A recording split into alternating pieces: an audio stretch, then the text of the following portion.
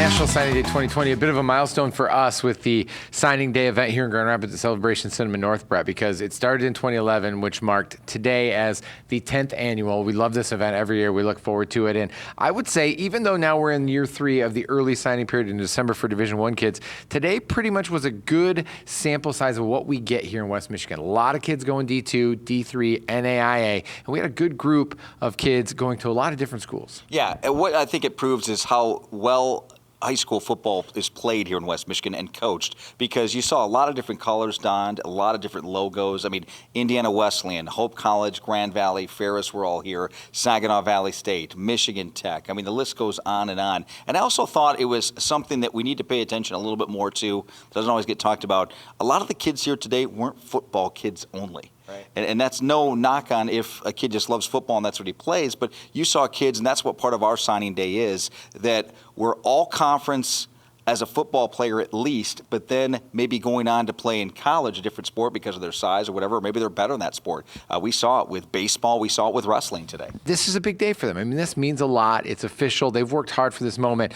Let's hear from a couple of the guys that were able to sign today here at the event. I think it's exciting. Being able to step into that and looking forward to the next step is super exciting.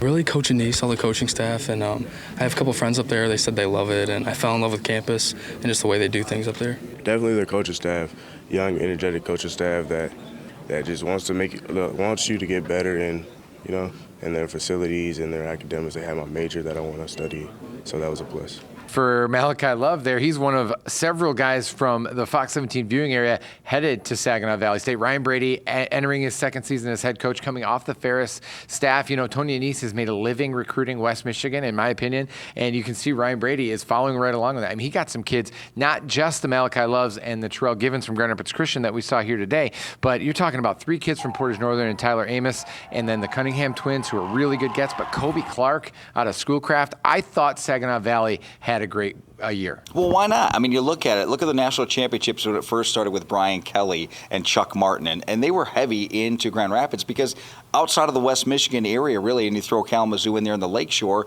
who really knew about Grand Valley? Then they kind of spread their wings with their success to Detroit and kind of more of a Midwest feel. They would still look at kids. Now Ferris State said, hey, you know what? We need to do the same thing. Tony Annese obviously knew this area very well, so he recruited heavy, and now as his tree branches out, certainly you're going to do that. And that's what I think makes the GLIAC Conference especially so fun to watch come the fall.